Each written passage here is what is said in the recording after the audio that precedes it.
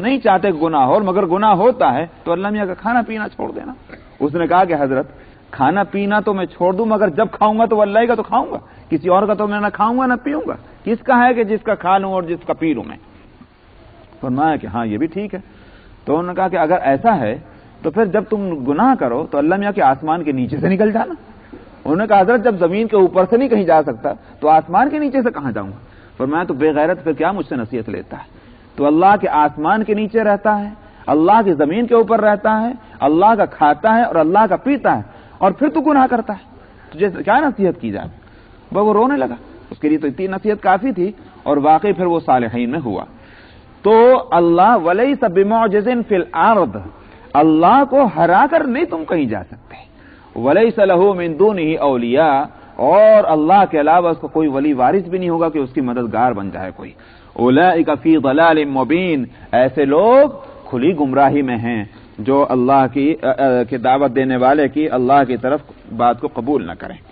اولم یروا ان اللہ الذی خلق السماوات والارض، یہاں سے وہ جو عقیدہ اسلامی ہے، ان عقیدوں کے اندر جو اہم ترین عقیدہ ہے وہ ہے آخرت کا عقیدہ۔ یہاں آ کر گاڑی رکتی ہے، آخرت کا عقیدہ جو ہے اگر وہ دماغ میں اتر جائے، دل میں اتر جائے، تو سارے عقیدے درست ہو جاتے ہیں، سارے اعمال درست ہو جاتے ہیں۔ اصل میں جھول یہیں آدمی کے اندر پیدا ہوتا ہے، فکر آخرت نہیں ہے۔ تو اسی لیے قرآن حکیم اس کے بڑی دلائل دیتا ہے کہ دیکھو آخرت کا ہونا کتنا یقینی ہے۔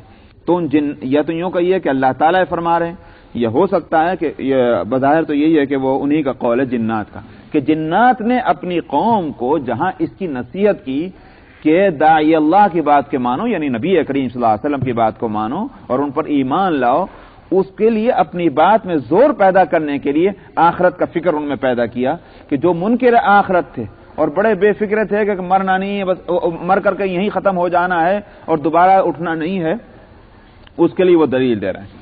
کہتے ہیں کہ اولم یروا، کیا انہوں نے نہیں دیکھا کہ اللہ وہی ہے جس نے پیدا کیا ہے آسمانوں کو اور زمین کو، اور ان کے پیدا کرنے نے اس کو نہیں تھکایا۔ ولم یعی بخلقہن، اتنی زبردست کائنات کو جس نے بنایا تو بنا کر یہ نہیں تھکا کہ بھئی عورت، مثال کے طور پر کوئی عورت ہے، روٹی پکائی، صبح سے صفائی وفائی کی، گھر کے یہ کیا، کپڑے دھوئے، تھک گئے۔ ایک مرد ہے، جاب کیا، جاب پر بڑی محنت کی، شام کو آیا گھر میں تھک گیا۔ اللہ تعالیٰ نے یہ اتنی بڑی کائنات بنائی، کیا تھک گئے وہ؟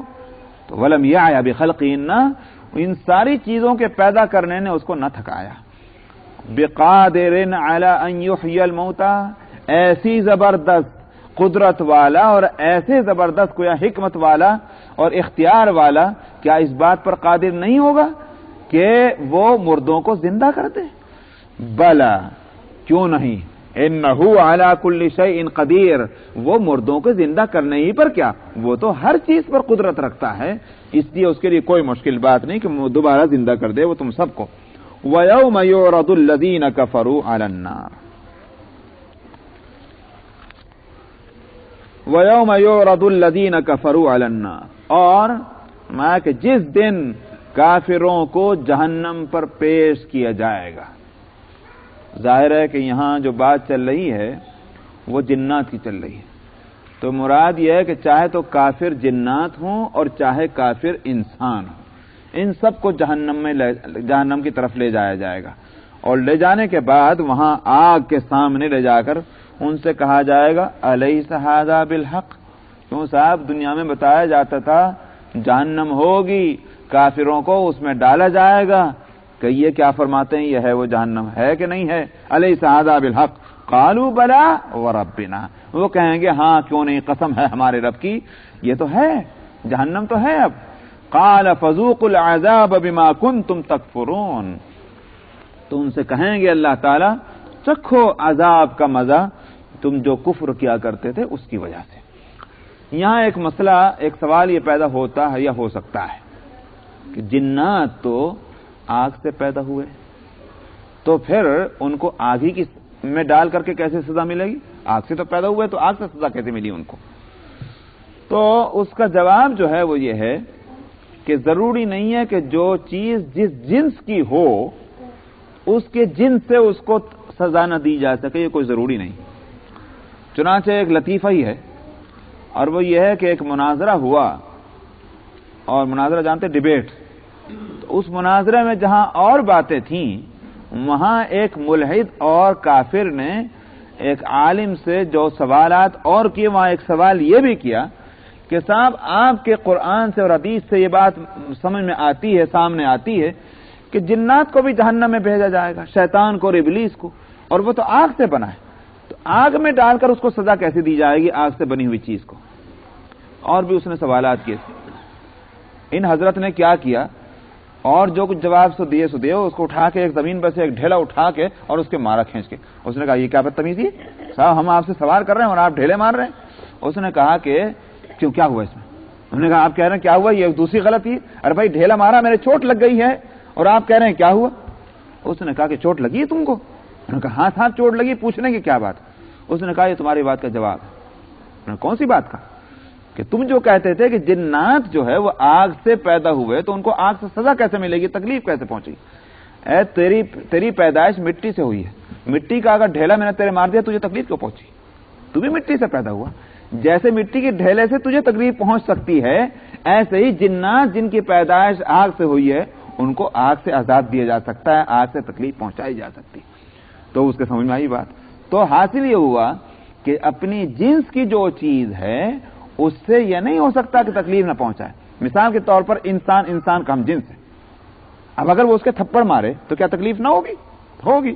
یہ نہیں کہا جا سکتا کہ انسان کا جنس، ہم جنس انسان ہیں تو لہذا انسان کے مارنے سے تکلیف نہیں ہو سکتی۔ یہی صورت وہاں بھی ہوگی، جنات کو بھی آگ کا عذاب دیا جائے گا، ابلیس کو بھی آگ کا عذاب دیا جائے گا، اور انسانوں کو بھی آگ کا عذاب دیا جائے گا۔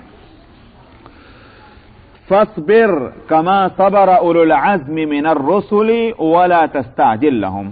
جنات کا واقعہ نقل ہو گیا۔ میں نے کہا تھا کہ اس میں ایک طرف تو نبی کریم صلی اللہ علیہ وسلم کو تسلی ہے اس واقعے کو سنا کر کہ آپ اتنا فکر مند نہ ہوں، اگر یہ اہل مکہ جو ہے وہ آپ کی قدر نہیں کر رہے ہیں اور آپ کی بات کو نہیں مان رہے ہیں، پیچھے ہٹ رہے ہیں، تو ایک اور مخلوق ہے اللہ کی جنات، انہوں نے ایمان کو قبول کر لیا، اس دین کو قبول کر لیا، اور وہ تبلیغ کا کام کر رہے ہیں۔ آپ کا کام دوسری ایک مخلوق کے اندر پھیل رہا ہے، آپ کو تسلی دینی تھی۔ اور دوسری طرف میں نے کہا تھا کہ اہل مکہ کو بھی شرم دلانی تھی کہ بے شرمو، اگر تم نہیں مانتے تو کیا ہے، اس دین کی بات کو تو جنات تک مان رہے ہیں، تم سے اچھے تو وہی ہیں، نہ یہ کہ خود قبول کر رہے ہیں بلکہ دوسروں کو بھی دعوت دین دینے میں لگے ہوئے ہیں، تم سے اچھے تو وہ ہیں۔ تو یہ دو مقصد تھے۔ اس لیے جہاں تک پہلے مقصد کا تعلق ہے، نبی کریم صلی اللہ علیہ وسلم کو تسلی دینا، اس کے مناسب یہاں آپ کو ہدایت ہے، فاصبر، سو آپ صبر کیجئے، کما صبر اولو العزم من الرسل، جیسا کہ پیغمبروں میں سے اولو العزم لوگوں نے جو جس طرح سے صبر کیا۔ اولو العزم عزیمت ایک اعلیٰ درجے کو کہتے ہیں، اس کو کہتے ہیں عزیمت، رخصت اس کے مقابلے میں نیچا درجہ ہے۔ سمجھ میں آیا؟ تھوڑی دیر کے لیے ایک مثال میں دے دوں۔ اگر کوئی شخص سفر کر رہا ہے، مسافر ہے، سفر کر رہا ہے ایک مومن رمضان کے اندر، تو اس کے لیے مسئلہ ہے کہ نہیں کہ اگر وہ روزہ نہ رکھنا چاہے تو نہ رکھے، یہ ہے کہ نہیں مسئلہ؟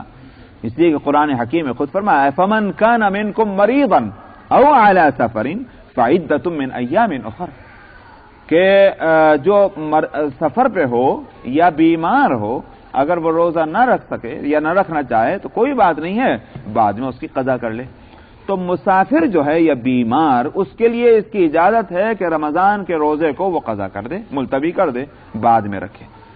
لیکن اگر وہ کہا کہ نہیں صاحب میں تو سفر میں بھی رکھوں گا، میں اس بیماری کے اندر بھی رکھوں گا، تو کوئی مفتی اور کوئی مجتہد یا فقیہ یہ نہیں کہتا کہ ناجائز، ٹھیک ہے بھئی اگر رکھ رہے تو یہاں یہ دو درجے ہو گئے۔ ایک ہے یہ کہ اجازت پر عمل کرنا، یعنی ملتوی کر دینا روزے کو، اس کو کہا جائے گا رخصت، اور یہ کہ صاحب اس کے باوجود روزہ رکھنا کہ تکلیف ہے، پریشانی ہے، مگر اس پریشانی کو برداشت کر رہا ہے، روزے کو ملتوی نہیں کرتا، اس کا نام ہے عزیمت۔ یعنی تو عزیمت اور رخصت دو چیزیں ہیں، عزیمت ایک اعلیٰ درجہ ہے، رخصت اس سے نیچا درجہ ہے۔ تو اولو العزم سے مراد ہیں وہ حضرات کہ جو بڑے باہمت ہوتے ہیں، با حوصلہ ہوتے ہیں، اونچے درجے کے ہوتے ہیں، ان کو اولو العزم کہا جاتا ہے۔ تو فرمایا کہ آپ صبر کیجئے جیسا کہ پیغمبروں میں سے اولو العزم نے صبر کیا تھا۔ تو اس کا کیا مطلب ہے؟ کیا اس کے معنی یہ ہوگا کہ سارے پیغمبر اولو العزم نہیں ہیں؟ وہی بات کہ وہ جو من کے میں نے معنی بتلائے تھے کہ من کے دو معنی ہیں، ایک من تبعیدیہ اور ایک من تفسیریہ۔ یہاں من تبعیدیہ نہیں کہ رسولوں میں سے کچھ اولو العزم ہیں اور باقی اولو العزم نہیں، نبی تو سارے اولو العزم ہوتے ہیں۔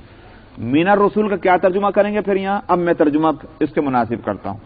صبر کیجئے جیسا کہ صبر کیا اولو العزم نے یعنی پیغمبروں نے۔ اب ہو گیا ترجمہ من کا تفسیریہ۔ تو اولو العزم یعنی پیغمبروں میں سے اولو العزم، اس کے معنی یہ ہو گئے سارے پیغمبر اولو العزم نہیں۔ اور اب جو میں ترجمہ کر رہا ہوں وہ یہ کہ صبر کیجئے آپ جیسے اولو العزموں نے صبر کیا یعنی رسولوں نے۔ تو اب سارے رسول جو ہیں وہ اولو العزم ہو گئے۔ مگر اگر یہ کہا جائے کہ بھئی اولو العزم جب سب ہیں تو قرآن حکیم میں یہاں تو اس انداز میں کہا گیا کہ جیسے سب نہیں، ورنہ تو صاف طور پر کہا جاتا کہ اس طرح صبر کیجئے جس طرح رسولوں نے صبر کیا۔ اس کے لیے یہاں فرمایا گیا کہ یہ اولو العزم ایک وصف ہے سارے انبیاء میں، لیکن بعض انبیاء میں اولو العزمی کا وصف جو ہے وہ زیادہ نمایاں ہے۔ یہ ایک ایسی مثال ہے کہ جیسے اللہ تعالیٰ نے کلام تو سارے پیغمبروں سے کیا، چاہے بالواسطہ ہو یا بلا واسطہ ہو، لیکن کلیم اللہ کس کو کہا گیا؟ کلیم اللہ جو ہے وہ حضرت موسیٰ علیہ السلام کو کہا گیا، حالانکہ نبی کریم صلی اللہ علیہ وسلم سے بھی کلام ہوا ہے، سمجھ میں آیا، اور دوسرے انبیاء سے، مگر ان حضرات کو کلیم اللہ نہیں کہا گیا کیونکہ وہ وصف وہاں زیادہ نمایاں ہیں ان کے دوسرے اوصاف کے اندر۔ یا اور ایک اور بھی میں نے مثال اس سے پہلے دی تھی آپ کو کہ جہاں تک صدیقیت کا تعلق ہے، صدیق تصدیق سے ہے، جو کسی کی تصدیق کر دے اس کو کہیں گے یہ صدیق ہے، سمجھ میں آیا؟ تو یوں تو ہر مومن صدیق ہے، لیکن ابو بکر کو صدیق کیوں کہا گیا؟ اس لیے کہ صدیقیت کا وصف جو ہے وہ ان میں زیادہ نمایاں۔ جس وقت دوسرے لوگ جو ہیں وہ کنفیوز تھے، شک اور شبے میں پڑے ہوئے تھے، یا ہمت نہیں کر رہے تھے نبی کریم صلی اللہ علیہ وسلم کی تصدیق کرنے کی، اس وقت ابو بکر صدیق رضی اللہ عنہ نے تصدیق کی تھی، سمجھ میں آیا؟ جو دوسرے لوگ دلیلیں پوچھ رہے تھے یا معجزات کے دیکھنے کی فکر میں لگے ہوئے تھے، ابو بکر صدیق نے نہ دلیل مانگی نہ معجزہ مانگا، اور اس کے بغیر انہوں نے تصدیق کی تھی نبی کریم صلی اللہ علیہ وسلم کی، اس لیے ان کو صدیق کہا جاتا ہے اور صدیق اکبر کہا جاتا ہے، اس لیے کہ ان کے اندر صدیقیت کا وصف زیادہ نمایاں ہے۔ یہ اسی طرح سے مثلا میں نے اس سے پہلے بھی بتایا تھا کہ امانت اور دین یہ دونوں ایک دوسرے کے ساتھ جڑے ہوئے ہیں۔ خود حدیث میں ہے کہ لا دین لمن لا امانت له، کہ جس کے پاس امانت نہیں اس کے پاس دین بھی نہیں، اس لیے کہ دین اور امانت دونوں ایک دوسرے سے جڑی ہوئی ہیں۔ مگر جب یہ بات ہے کہ ایک بندے مومن ہو نہیں سکتا جب تک کہ اس کے اندر امانت نہ ہو، ایک طرف تو یہ ہوا، اس لحاظ سے تو جو صحیح معنی میں مومن ہوگا وہ صحیح معنی میں امین بھی ہوگا، امانت دار بھی ہوگا۔ مگر خود نبی کریم صلی اللہ علیہ وسلم نے فرمایا لکل امت امین امین هذه الامه عبیدۃ بن جراح، کہ ہر امت کے اندر امین ہوتے ہیں مگر اس امت کا امین جو ہے وہ عبیدہ بن ابی جراح جو صحابی ہیں رضی اللہ عنہ۔ کیا معنی ہوئے؟ اس کے معنی یہ ہو گئے کہ ہر مومن میں امانت تو ہے، صحابہ کے اندر ان کے درجے کے مناسب ایمان بھی ہے اور امانت بھی ہے، ان صحابہ میں امانت کا وصف زیادہ نمایاں ہے عبیدہ بن جراح میں۔ یہ اسی طرح سے فرمایا الحیاء شعبۃ من الایمان، حیا جو ہے وہ ایمان کا ایک درجہ ہے۔ تو اس کے معنی کیا ہوئے کہ ایک مومن کے اندر حیا ہونی چاہیے، حیا نہیں ہے تو اس کے اندر اس کے معنی کیا ہے کہ اس کے ایمان کے اندر نقص کمی ہے اور جو بھی ہے۔ لیکن فرمایا کہ اشدهم حیاء عثمان بن عفان، تمام صحابہ میں یہ تمام مومنین میں سب سے زیادہ حیا والے کون ہیں؟ وہ عثمان ابن عفان رضی اللہ عنہ۔ اس کے معنی یہ ہوگا کہ ان کے اندر حیا کا وصف سب سے زیادہ نمایاں ہے، اسی لیے نبی کریم صلی اللہ علیہ وسلم ان سے زیادہ حیا کیا کرتے تھے، اوروں کے مقابلے میں حضرت عثمان سے زیادہ حیا کرتے تھے۔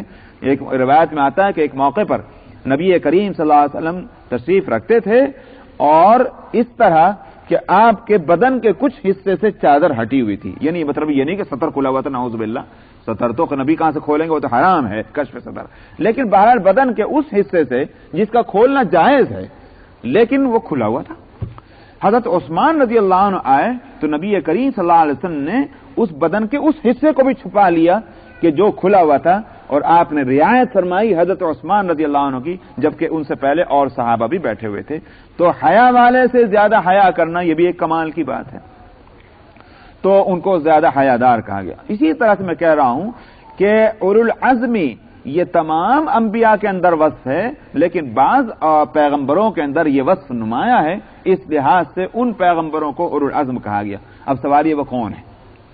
تو مفسرین نے یہاں اور علماء نے مختلف آیتوں کو سامنے رکھ کر کے، مثلا ایک آیت ہے انا اوحینا الیک کما اوحینا الی نوح والنبیین من بعدہ، اس میں حضرت نوح علیہ السلام کا ذکر آیا، اور اس کے بعد ہے وَأَوْحَيْنَا إِلَىٰ إِبْرَاهِيمَ وَإِسْمَاعِيلَ وَإِسْحَاقَ وَيَعْقُوبَ وَالْأَسْبَاطِ وَعِيسَىٰ وَأَيُّوبَ وَيُونُسَ وَهَارُونَ وَسُلَيْمَانَ وَآتَيْنَا دَاوُودَ زَبُورًا۔ اس کے اندر جو ہے انبیاء علیہم الصلاۃ والسلام کا ذکر آیا، تو کہا کہ یہ خاص مخصوص انبیاء ہیں، اولو العزم انبیاء ہیں، اسی لیے قرآن پاک کی ایک آیت میں ان کا تذکرہ آ گیا ہے، ورنہ انبیاء اور رسول تو اور بھی ہیں۔ اس سے سمجھ میں آتا ہے کہ اللہ کے یہاں یہ اولو العزم پیغمبر ہیں، لہذا یہی مراد ہوں گے۔ مگر ایک بات ذرا سمجھ میں آتی ہے، اور وہ یہ کہ چونکہ مفسرین مختلف آیتیں لیتے ہیں اور مختلف ان آیتوں کی بنیاد پر مختلف رسولوں کا ذکر کرتے ہیں، کیوں نہ ایسا ہو کہ قرآن پاک کے اندر جن پیغمبروں کے نام کا ذکر کیا گیا ہے تقریباً وہ 25 ہیں، تو ان تمام 25 انبیاء کو کہا جا سکتا ہے کہ یہ سب کے سب اولو العزم پیغمبروں میں ہیں، واللہ اعلم۔ فرمایا کہ صبر کیجئے جیسا صبر کیا اولو العزم نے یعنی پیغمبروں نے، ولا تستعجل لهم، اور آپ ان کے معاملے میں کچھ جلد بازی نہ کریں۔ کس بات کی جلد بازی؟ یہ تو ایمان لے آئے اور نہیں تو یہ ہلاک ہو جائیں، یہ ان پر عذاب ہی آ جائے تاکہ میرا سچا ہونا جو ہے ثابت ہو جائے۔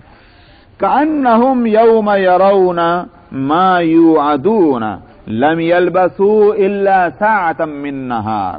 فرمایا یہ جلدی کر رہے ہیں عذاب آ جائے، عذاب آ جائے، عذاب آ جائے۔ جب عذاب آئے گا، یہ عذاب کو آتا دیکھیں گے یعنی قیامت کے دن، تو اس وقت ان کی حالت یہ ہوگی اس عذاب کی شدت کی وجہ سے کہ ان کو یہ خیال ہوگا کہ دنیا میں جو کچھ یہ رہے ہیں وہ تو دن کے ایک حصے سے زیادہ عمر نہیں تھی، ایک دن بھی نہیں بلکہ ایک دن کا ایک تھوڑا سا حصہ ہی ہم دنیا میں رہ کر آئیں۔ تو ایک تو یہ کہ ماضی جو ہے پاسٹ وہ بڑا مختصر ہوتا ہے، اور اس میں بھی جو آرام کی زندگی گزر گیا ہے وہ تو ایسا معلوم ہوتا ہے جیسے منٹوں میں گزر گئی ہے۔ سالوں کی زندگی منٹوں کی معلوم ہوتی ہے اگر آرام کی گزر جائے، اور خاص طور پر جب سامنے تکلیف ہو، تو تکلیف میں جب انسان مبتلا ہوتا ہے تو ماضی جو آرام سے گزرا ہے وہ بڑا مختصر معلوم ہوتا ہے۔ تو یہ ہوگا، اس کو بتلانا یہ ہے کہ قیامت کے وہ عذاب کو جب دیکھیں گے تو اس کی ہولناکی کو دیکھ کر کے جو زندگی دنیا کی گزر چکی ہے، جس کی حالانکہ کسی کے 50 سال، کسی کے 70 سال، کسی کا 80 سال، لیکن یہ پورا دور ان کو ایسا معلوم ہوگا جیسے دن کا ایک وقت ہے جو گزر گیا ہے۔ بلاغ، فرمایا کہ پہنچا دینا ہی بس ایک کام ہے، زبردستی کسی کی گردن پکڑ کر کھینچ کے لانا یہ آپ کی ذمہ داری نہیں ہے، پہنچا دینا ہے۔ سو آپ پہنچا رہے ہیں، لہذا اب آپ کو اس سے زیادہ فکر کی ضرورت نہیں۔ فَهَلْ يُهْلَكُ إِلَّا الْقَوْمُ الْفَاسِقُونَ، فرمایا کہ جب ہلاکت کا وقت آئے گا تو فاسقی قوم تو ہلاک ہوگی، مطیع و فرما بردار تھوڑی ہلاک ہوں گے۔ ہلاک تو ہونا ہے، دنیا میں ہو یا آخرت میں ہو، لیکن اب خود سوچ رہے ہیں کہ مجرم ہلاک ہوں گے کہ فرما بردار ہلاک ہوں گے۔ فرمایا کیا ہلاک ہوں گے یا سوائے فاسق قوم کے کوئی اور؟ بس سورہ محمد آیت نمبر 1۔ اعوذ باللہ من الشیطان الرجیم، بسم اللہ الرحمن الرحیم۔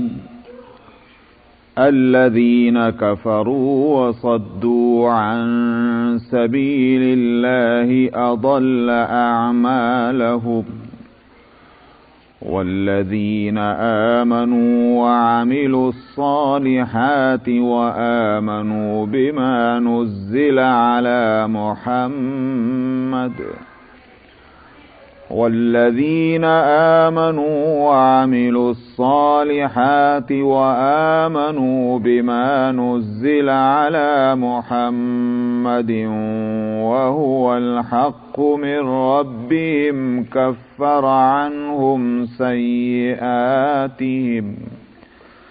كفر عنهم سيئاتهم وأصلح بالهم ذلك بأن الذين كفروا اتبعوا الباطل وأن الذين آمنوا اتبعوا الحق من ربهم كذلك يضرب الله للناس أمثالهم فإذا لقيتم الذين كفروا فضرب الرقاب حتى إذا أثخنتموهم فشدوا الوثاق فإما منا بعد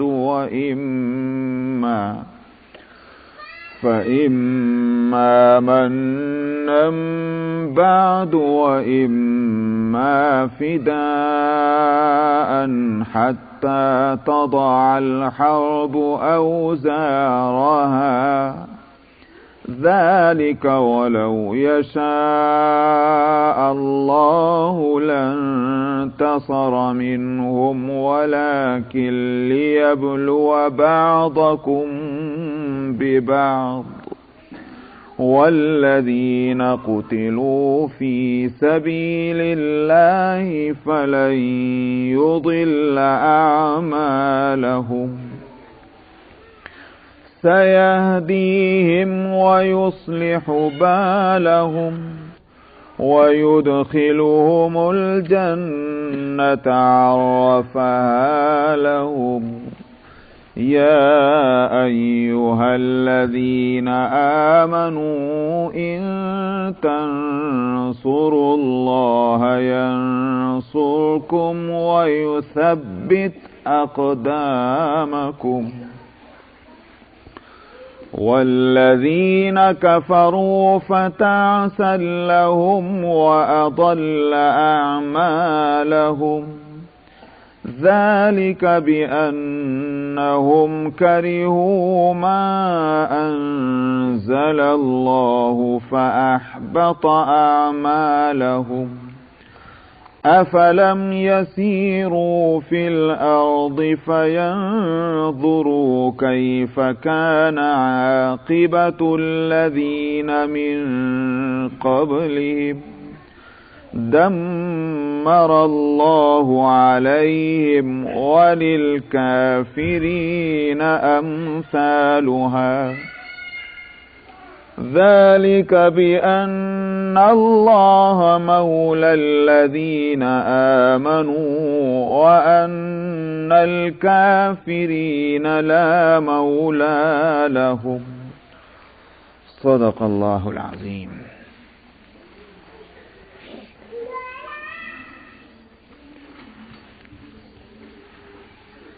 इस सूरत का नाम सूरा मोहम्मद है और आयत नंबर 2 में आया है ये नाम वल्लज़ीना आमनू व आमिलुस्सालिहाति व आमनू बिमा नुज़्ज़िला अला मुहम्मद। तो उस मुनासिबत से इस सूरत का नाम सूरा मोहम्मद है और इस सूरत का नाम सूरा अल-क़िताल भी है, इसलिए कि आयत नंबर 20 में आ रहा है वयक़ूलुल्लज़ीना आमनू लौला नुज़्ज़िलत सूरतुन फ़इज़ा उन्ज़िलत सूरतुन मुहकमतुन व ज़ुकिरा फ़ीहा अल-क़िताल। तो इस सूरत का नाम सूरा अल-क़िताल भी है और क़िताल की इसमें बहस आ रही है, मुसलमानों को उसके लिए तैयार किया जा रहा है। तो मजमून चूंकि क़िताल का है, मेन जिसको कहा जाए असल मजमून इस सूरत का, तो मुनासिबत भी है इस नाम के साथ इसके मजमून को। कुरान हकीम में नबी करीम सल्लल्लाहु अलैहि वसल्लम का नाम 4 जगह आया है, जिनमें से ये एक जगह है, वरना नबी और रसूल और अब्द का लफ्ज तो है, लेकिन ये कि नाम आपका ज्यादा नहीं लिया गया। وما محمد الا رسول، یہ لفظ یہ آیا ہے ایک جگہ، اور اسی طرح سے سورہ الفتح میں ہے محمد الرسول اللہ، تیسری جگہ یہاں ہے، اور چوتھی جگہ سورہ الاحزاب میں ما کان محمد ابا احد من رجالکم۔ تو یہ 4 جگہ نبی کریم صلی اللہ علیہ وسلم کا نام آیا ہے، اس لیے کہ موقع یہی ہے کہ وہاں آپ کا نام لیا جائے، متعین تعین تاکہ آپ کا ہو سکے، اس لیے ان جگہوں میں آپ کا نام لیا گیا، ورنہ اور جگہ جہاں آپ کا ذکر ہے وہاں آپ کے دوسرے اوصاف بیان کیے گئے۔ مثلا سورہ الاسراء میں ہے کہ سبحان الذی اسری بعبدہ، لفظ عبد لائیں، کہیں رحمت للعالمین کہا گیا، کہیں کچھ اور نبی اور رسول کہا گیا، نام نہیں لیا گیا، اور خطاب کر کے آپ کو تو نام کہیں بھی نہیں لیا گیا قرآن حکیم میں، یا محمد کہیں نہیں کہا گیا، یا ایھا النبی ہے، یا ایھا الرسول ہے، لیکن یا محمد کہیں نہیں۔ اس سے بعض علماء نے یہ سمجھا ہے کہ اس سے ایک نقطہ یہ سامنے آتا ہے کہ ادب یہ ہے کہ کسی کا نام لے کر نہ پکارا جائے۔ اللہ سبحانہ و تعالی نے یہ ادب ہم کو سکھلایا ہے۔ سارے انبیاء بے شک قابل ادب، قابل تعظیم، قابل تکریم ہے، مگر انبیاء میں بھی تو فرق ہے۔ انبیاء علیہ الصلوۃ والسلام میں سب سے بڑھ کر جو ہیں سید الانبیاء صلی اللہ علیہ وسلم، تو یوں تو سبھی قابل ادب ہیں، مگر سید الانبیاء صلی اللہ علیہ وسلم کی شان ان سب سے چونکہ مختلف ہے، ان کا ادب اور احترام خاص طور پر قرآن حکیم میں اللہ تعالیٰ نے سکھلایا ہے۔ سورہ الحجرات کو آپ پڑھیے، سورہ الحجرات میں تو خاص طور پر ابتدائی مضمون اس کی یہ چیز ہے کہ نبی کریم صلی اللہ علیہ وسلم کا ادب ہونا چاہیے، کوئی ایسی حرکت نہ ہونے پائے کہ جس سے کہ نبی کریم صلی اللہ علیہ وسلم کے دل پر میل آئے، آپ کو کسی طرح کا تکدر ہو، کسی طرح کی پریشان خیالی ہو تمہاری وجہ سے۔ اگر ایسا ہوا تو تمہاری ساری نیکیاں برباد ہو جائیں گی، اگر نبی کریم صلی اللہ علیہ وسلم کے دل پر ذرا میل تمہاری طرف سے آ گیا تو ادب سکھلایا گیا ہے۔ ہمارے سامنے بائبل بھی ہے، بائبل کے کسی حصے کے اندر بھی کوئی ایسی بات ہم کو نہیں ملتی کہ اس وقت کے نبی کا کوئی ایسا ادب سکھلایا گیا ہو کہ جس طرح قرآن حکیم میں نبی کریم صلی اللہ علیہ وسلم کا ادب سکھلایا گیا۔ میں یہ نہیں کہنا چاہ رہا ہوں کہ اور انبیاء کا ادب نہیں کرنا ہے، ضرور کرنا ہے، بے شک قابل ادب اور قابل تعظیم ہے، مگر مجھے یہ بتانا ہے کہ ان تمام انبیاء میں نبی کریم صلی اللہ علیہ وسلم کی شان سب سے مختلف ہے۔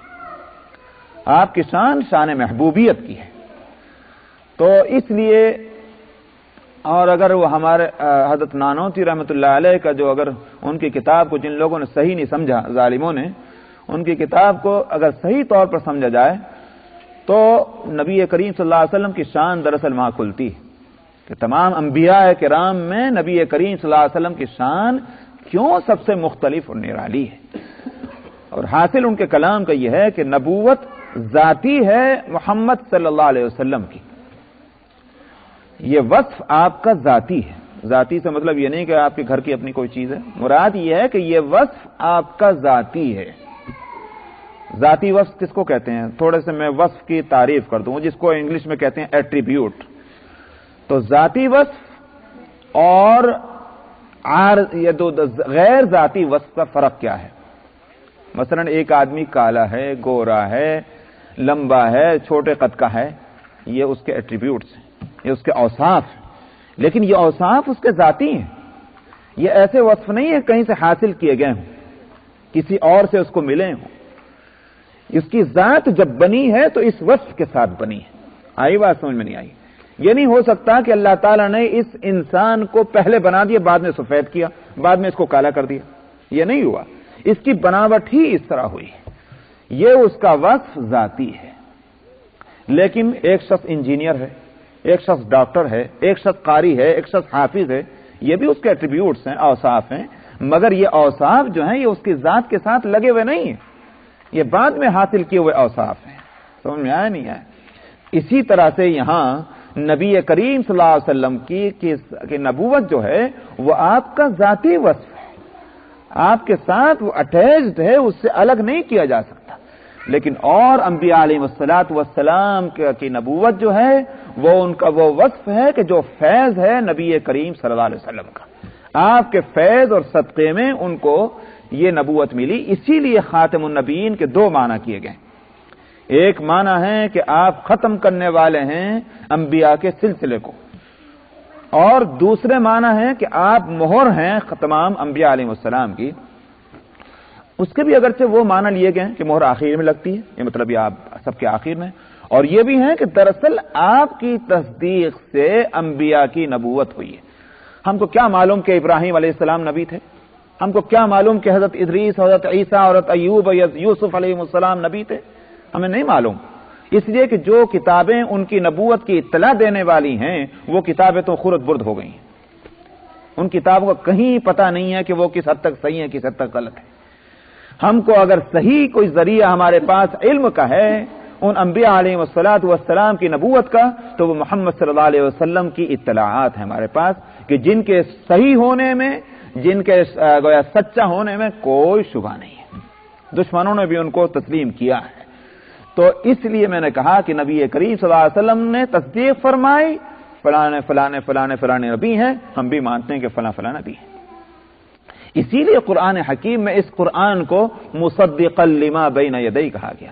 یہ تصدیق کرنے والی ہے پچھلی شریعتوں کی، پچھلی کتابوں کی، پچھلی انبیاء کی نبوتوں کی، یہ تصدیق کر رہی ہے.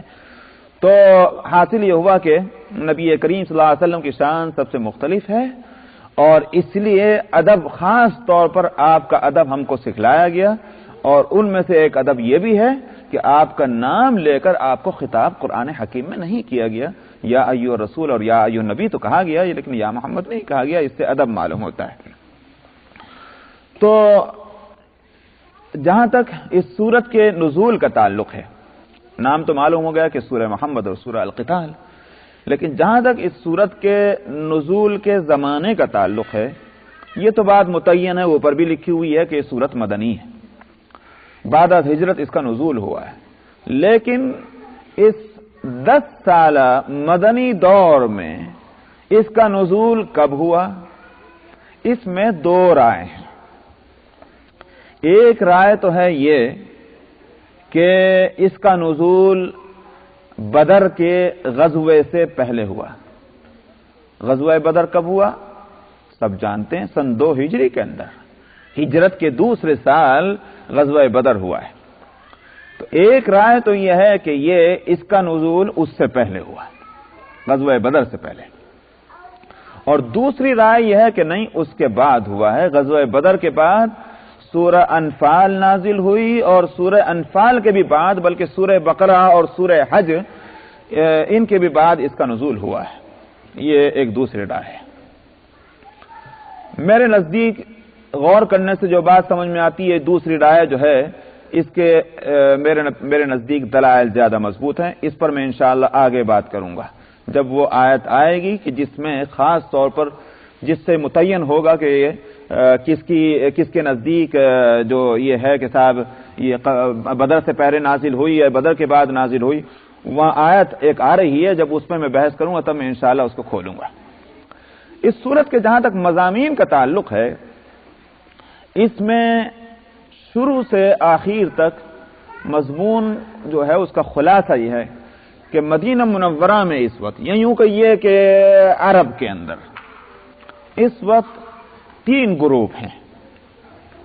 ایک گروپ تو وہ ہے کہ جس نے کھلے طور پر انکار کر دیا ہے قرآن کو اور حضرت صلی اللہ علیہ وسلم کی نبوت کو تسلیم کرنے سے، اور وہ اسلام کے اور نبی کریم صلی اللہ علیہ وسلم کی اس دعوت کے مد مقابل آ کر کھڑے ہو گئے ہیں، لوگوں کو اس دین کے قبول کرنے سے روک رہے ہیں.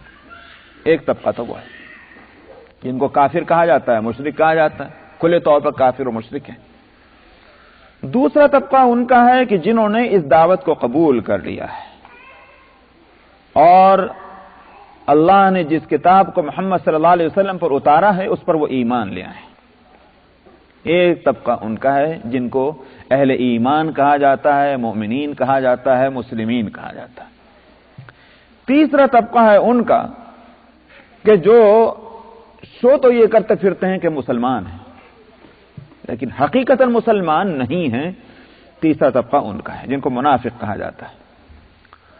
اس صورت میں ان تینوں کے تعلق سے بات ہو رہی ہے اور فرمایا یہ گیا اس صورت کے اندر کہ جہاں تک اس طبقے کا تعلق ہے کہ جو اسلام کے مد مقابل آ کر کھڑا ہوا ہے، چاہے ان کے پاس کتنا بھی ساز و سامان ہو، کتنا بھی زور و قوت ہو، لیکن اللہ تعالیٰ کا فیصلہ یہ ہے کہ ان کے سارے اعمال اکارت، ان کی ساری محنتیں بیکار ہوں گی۔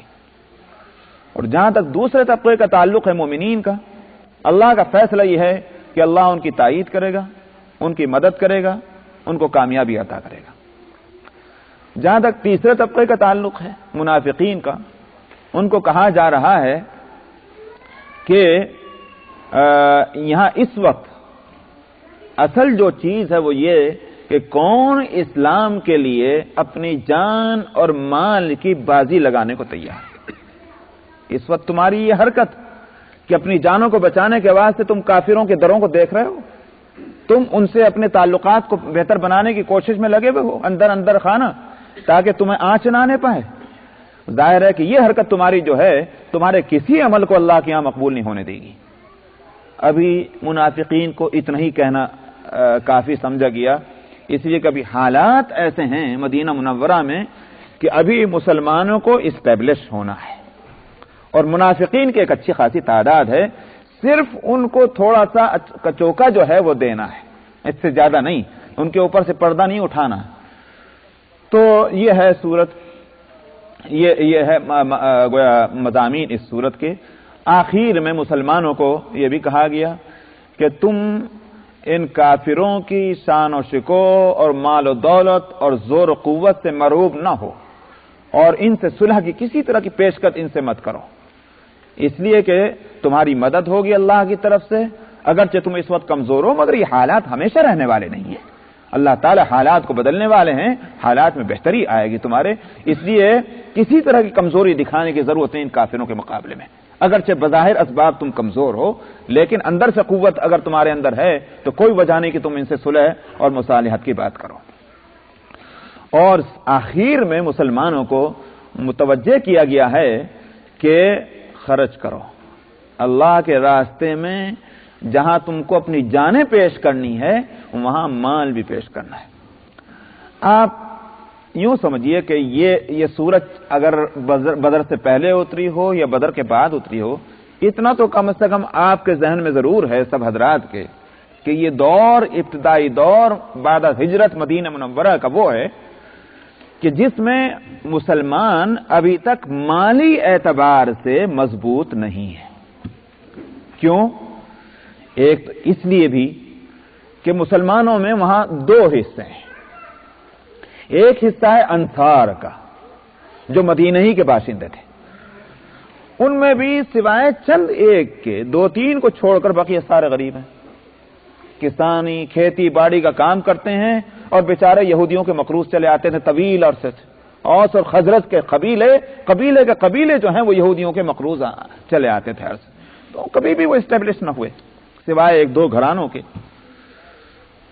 اسی میں یہ ہوا کہ ہجرت ہوئی اور نبی کریم صلی اللہ علیہ وسلم اور آپ سے پہلے جو ہیں یہ آپ کے ساتھ صحابہ آ گئے مہاجرین، یہ دوسرا طبقہ ہے مسلمانوں کو جو مدینے میں۔ مہاجرین کیا لے کر آئے تھے مکہ مکرمہ سے؟ وہاں جس پریشانی کی زندگی گزار رہے تھے ان کے پاس تھا کیا وہاں رہے؟ اس لیے کہ 13 سال نبوت کے دور کے وہ گزرے ہیں کہ مسلمانوں کو پنپنے نہیں دیا گیا، وہاں ان کو اسلام کے قبول کرنے کی بھرپور اور بھیانک سزائیں دی گئی ہیں، ان سے بزنس نہیں کیا گیا، بزنس کرنے نہیں دیا گیا، ان کا بائیکاٹ کیے رکھا، اور اب اس صورت میں ان کے پاس ہوتا کیا؟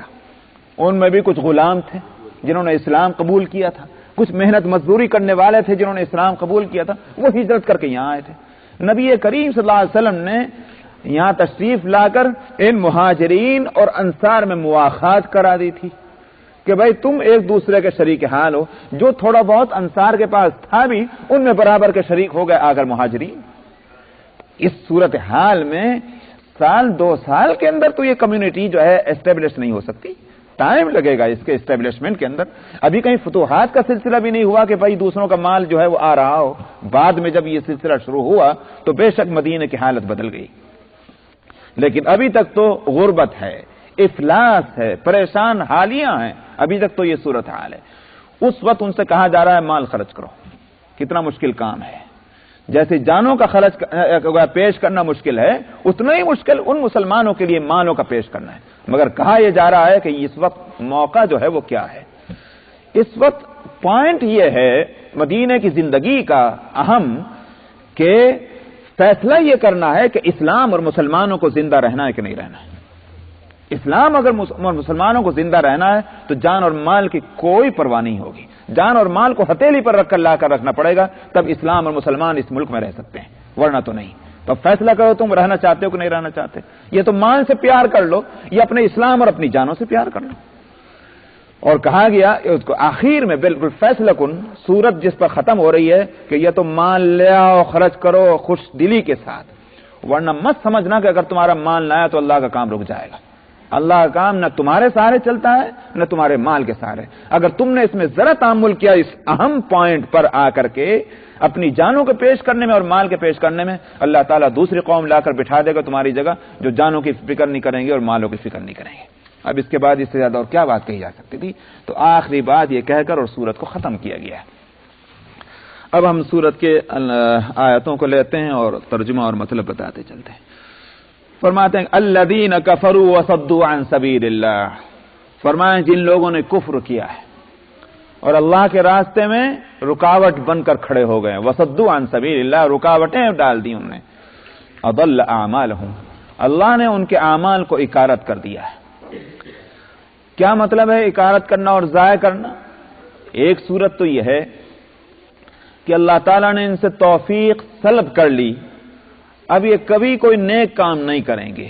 ان کی ساری صلاحیتیں اور ساری محنتیں جو ہیں وہ غلط کاموں میں صرف ہوں گی. یہ ہے بے راہ کرنا. اضلہ کے دو ایک معنی کیا ہے؟ اصل معنی ہے بے راہ ہو جانا، بے راہ کر دینا. تو بے راہ کر دیا، میں نے اس کا ترجمہ کیا ہے کہ ان کو ضائع کر دیا. دوسرے معنی یہ ہیں کہ انہوں نے کچھ نیکیاں کر رکھی ہیں. دنیا میں ہر فرد کچھ نہ کچھ نیکی تو کرتا ہے بھائی، مسلمان ہو یا کافر ہو، کچھ نیکیاں کرتا ہی ہے ماحول کی وجہ سے، اپنی طبیعت کی وجہ سے. چنانچہ مشرکین مکہ بھی کچھ نیکیاں کرتے تھے، مدینے کے مشرکین اور منافقین بھی اور یہود بھی کچھ نیکیاں کرتے تھے. غریبوں کی مدد کرنا، اسی طرح سے مکے والے جو ہیں وہ بیت اللہ کی خدمت کرتے تھے، حاجیوں کی خدمت کرتے تھے. یہ ساری نیکیاں تھیں. کیا یہ نیکیاں ان کے لیے کارآمد ہوں گی؟ فرمایا کہ نہیں. اضل اعمالهم، ان کے سارے اعمال کارت. کیوں؟ اس لیے کہ اللہ کو نہیں مانتے. تو اللہ میاں کو کیا پڑی کہ ان کے اعمال کی جزا ان کو دے گا؟ جس اللہ کو نہیں مانتے وہ اللہ کیوں جزا دے ان کو؟ تو دوسرے معنی. اور تیسرے معنی اضل اعمالهم کے یہ ہیں کہ یہ جو کچھ رکاوٹیں انہوں نے کھڑی کی ہوئی ہیں اس دین اسلام کے مد مقابل، محمد صلی اللہ علیہ وسلم کی دعوت دین کے مد مقابلے پر، اللہ نے فیصلہ کر لیا ہے کہ یہ سب بیکار ہوں گی. ان کی ساری محنتیں بیکار جائیں گی. یہ دین کا پودا پروان چڑھے گا اور چڑھتا چلا جائے گا. یہ اضل اعمالهم کے یہ تینوں معنی. میں سمجھتا ہوں کہ دوسرے اور تیسرے معنی جو ہیں وہ اس صورت کے مضامین سے زیادہ میل کھاتے ہیں، خاص طور پر تیسرے معنی. والذین آمنوا وعملوا الصالحات، دوسرا گروہ. پہلے گروہ جس کو میں نے بتلایا تھا اس کے بارے میں فرمایا. دوسرا گروہ فرمایا جو ایمان لے آئے اور نیک عمل کیا، اور ایمان لائے خاص طور پر اس پر کہ جو اتارا گیا ہے محمد صلی اللہ علیہ وسلم پر، وہ اس پر ایمان لائے اس حالت میں کہ ان کے رب کی طرف سے یہی حق ہے. کیا حق ہے؟ کہ جو محمد صلی اللہ علیہ وسلم پر اترا ہے یہی حق ہے. تو کفر عنہم سیئاتہم واصلح بالہم، ان کی برائیوں کا اللہ سبحانہ و تعالی تلافی فرمائے گا یا فرما چکا ہے، اور واصلح بالہم، اور ان کے احوال کی اصلاح کرے گا. یہاں اس میں ایک خاص بات جو غور کرنے کی ہے اس آیت کے اندر وہ یہ کہ والذین آمنوا وعملوا الصالحات، جو لوگ ایمان لے اور نیک عمل کیا. ایمان لے اور نیک عمل کیا وہ تو انہی کو کہتے ہیں کہ جو محمد صلی اللہ علیہ وسلم پر ایمان لائے. پھر خاص طور پر وآمنوا بما نزل علی محمد الگ سے فرمایا گیا، جبکہ اور جگہ یہ صورت نہیں. وآمنوا بما نزل، یعنی ایمان لے آئے، نیک عمل کیے اور یہ ایمان لائے اس پر جو محمد صلی اللہ علیہ وسلم پر اتارا گیا ہے۔ اس کو الگ سے جو بیان کیا گیا وہ اس لیے کہ مدینے کے اندر ایک طبقہ وہ موجود ہے اہل کتاب کا کہ جو ایمانی عقائد میں سارے عقیدوں کو مانتے ہیں، سمجھ میں آیا؟ اللہ کو بھی مانتے ہیں، اللہ کی کتابوں اور رسولوں کو بھی مانتے ہیں، آخرت کو بھی مانتے ہیں،